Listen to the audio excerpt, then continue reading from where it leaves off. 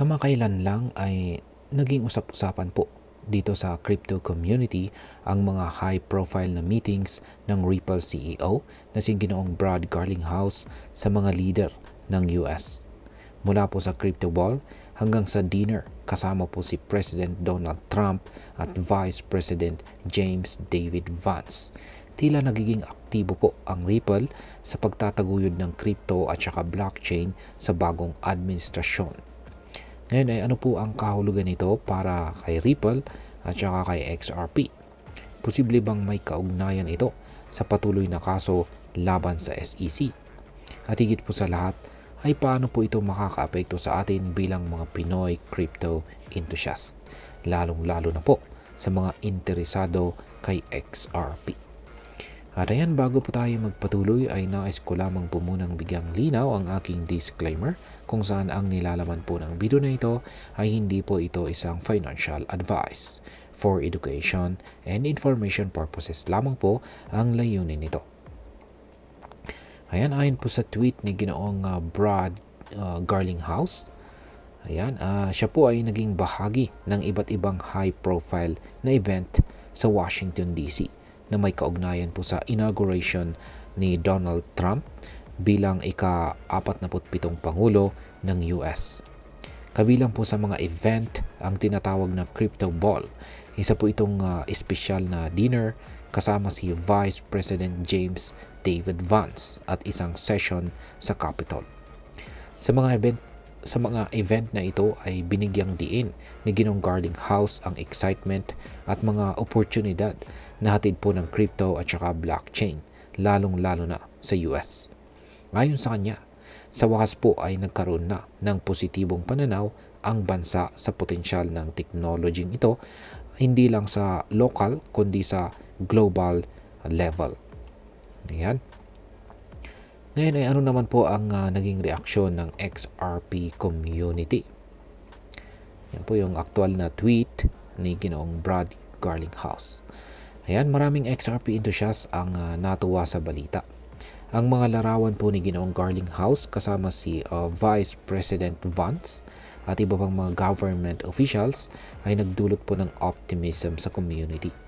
Para po sa kanila, ang ganitong klaseng exposure ay nagpapakita na maaari pong sinusubukan ni Ripple na palakasin ang posisyon ni XRP sa industriya ng crypto, lalo na po sa US.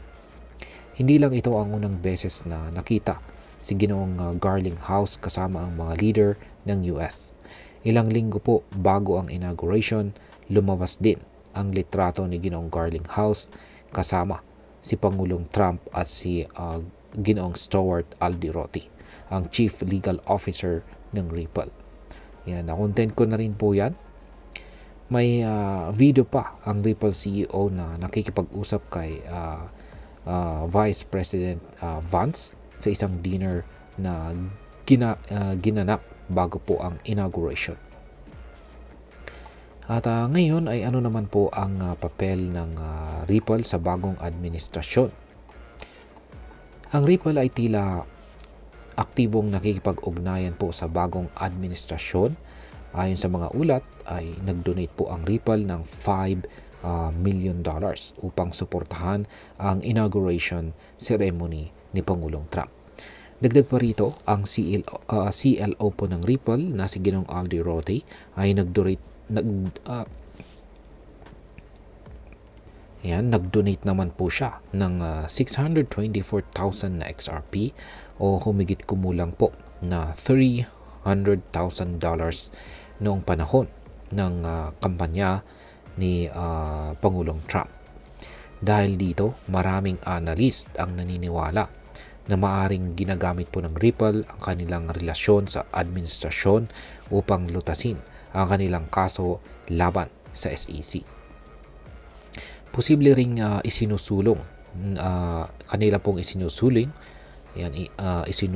ang iba pang mga initiative na makakatulong kay XRP tulad po ng mas malinaw na regulasyon para sa crypto at blockchain sa US.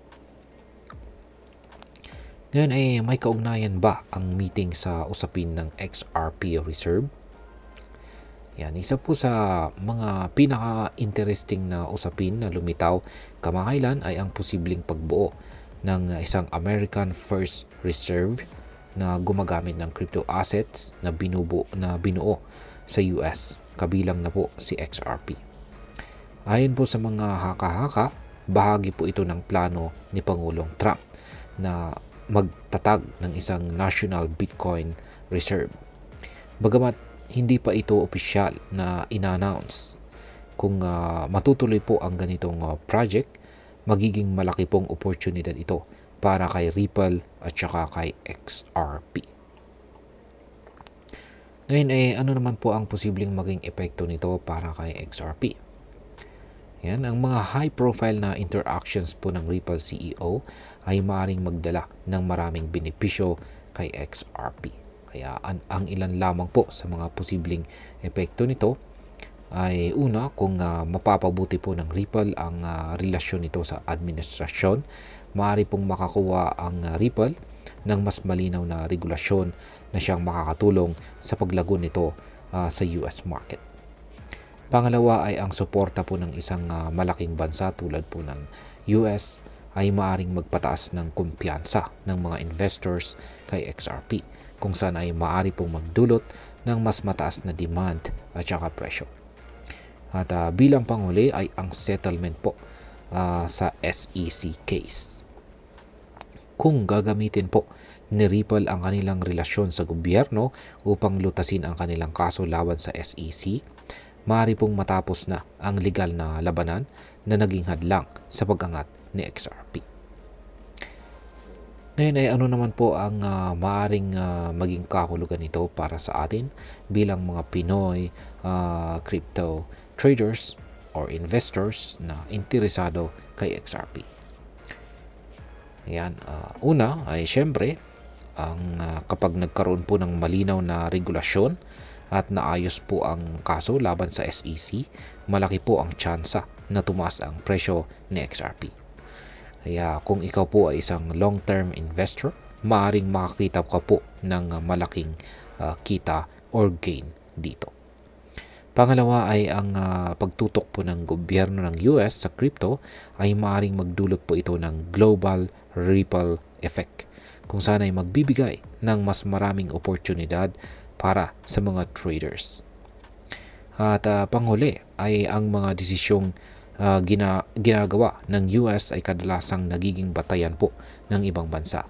Kaya kung magkakaroon po ng malinaw na regulasyon para kay XRP sa US, posibleng maapektuhan din tayo or maapektuhan din ang regulasyon natin dito sa Pilipinas. At ayan, bilang panghuli ay ano naman po ang aking masasabi tungkol dito.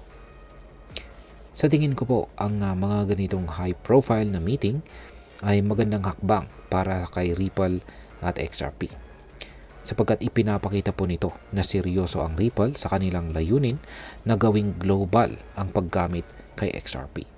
Subalit ay hindi pa rin natin dapat kalimutan na maraming uncertainties dito sa crypto market. Kaya naman lagi pong mag-research at saka mag-invest ng naaayon sa ating risk tolerance. At ayan, hanggang dito na lamang po tayo sa video na ito mga ka-crypto. Sana po ay inyong nagustuhan ang aking paliwanag sa video na ito. Kung inyo po itong nagustuhan, pakiclick lamang po ang like button nito. Marami pong salamat sa panonood. Ingat po tayo lagi at God bless po sa ating lahat.